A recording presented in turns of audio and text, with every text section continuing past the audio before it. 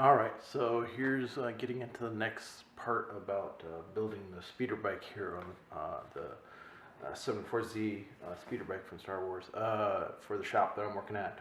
And this is not to be trying to be like absolutely accurate. This is more just to give kind of a feel of looking like one, so people can take pictures with it and have some fun. Just kind of a little goof thing. I forgot to show it before. I showed what the idea was, but here you can now see the mounts in place for the handles that eventually come off here for the bike.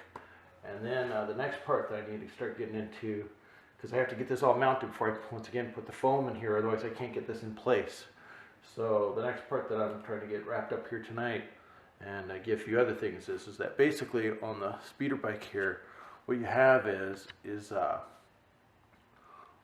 underneath the fuselage in the nose here, there's a plate that basically goes up underneath where the housing is for holding the rails that go on the front of the bike here. And then up underneath is then this gun. I don't know if you can see it very well, but there's this gun that's up underneath, and that's what they shot from underneath, from the nose of this speeder bike. So what I've got going on right now is that I had to measure out for basically these side panels on both sides, and then create this under panel like this, like what goes up underneath here, and basically make it to where it also had a hole that would line up so that the base, which you can barely see over here, but this base comes up through the bottom of this.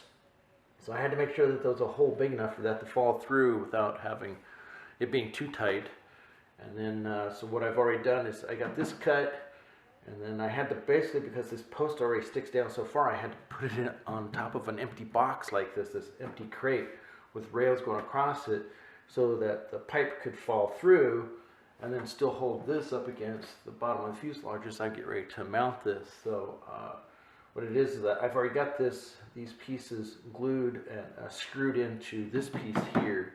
Now what I'm getting ready to do is lay glue on the inside on the top of these here in between these two pieces of wood, and then run screws through here. And once that's done, then another part that I'm going to go ahead and do, even though I don't have to, is I'm going to go ahead and the gun that's up underneath the nose, I'm just going to simulate by using a bunch of piping that I just picked up from the shop, or from the just a hardware place. So this is probably roughly about 30 bucks worth of piping. It's got the flange. I got a 2-inch. This is all 3/8 inch piping, so a 2-inch 3/8.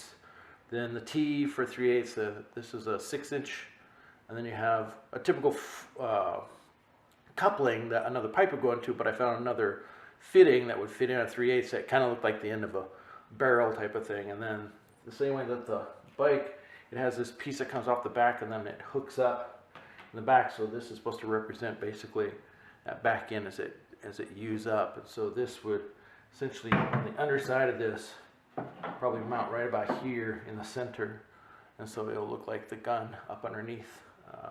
You won't swivel or anything like that. It'll be mounted flush, and then I'll still have the rails coming off here for the front of the bike. So that'll get a good part of the front of this done, and then the only thing I have to do is get the back main pieces like this in place. And then once that's done, then it's right into the foam. So this is actually going to be rolling.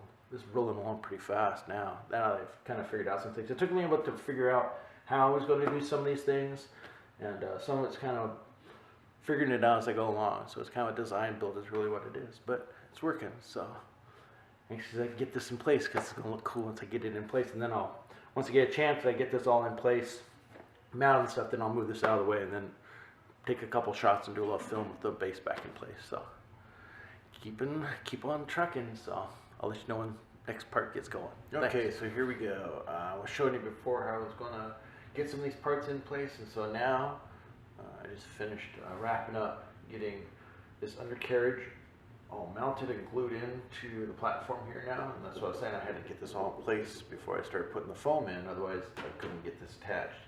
And then underneath here now, and actually you can just see the front end of it, but here's the pipes now for the gun that goes underneath the carriage here. So this is where you can see here's the pipe that would be basically waiting for the rails to go into the front of here. So pretty much that wraps it up for the night. This is the part of the problem I had, was the reason I had to put this on a crate was because this pipe comes clear through this hole down in here, and I couldn't just set this on the floor, otherwise this wouldn't hold it up against the bottom of this platform. So part of this, trying to figure out how things are going to go together, is how I'm actually going to assemble it, because I'm just working on it by myself. So I don't have anybody here to help me hold parts and things like that. So that was part of the struggle too, is figuring out how I'm going to make things work. So anyway, that wraps things up for this a little bit. The next part will be is working on the back end of the bike and get like the box and then the tail ends set up, and then get the seat back here, get the platform set up. I'll have to use some 2x6s back here, a couple of 2x6s up on edge, that eventually the seat will go on, but I need to get that in place so that it's ready for the foam to go around it. So that pretty much wraps it up for now. On to the back end next. So catch you guys later.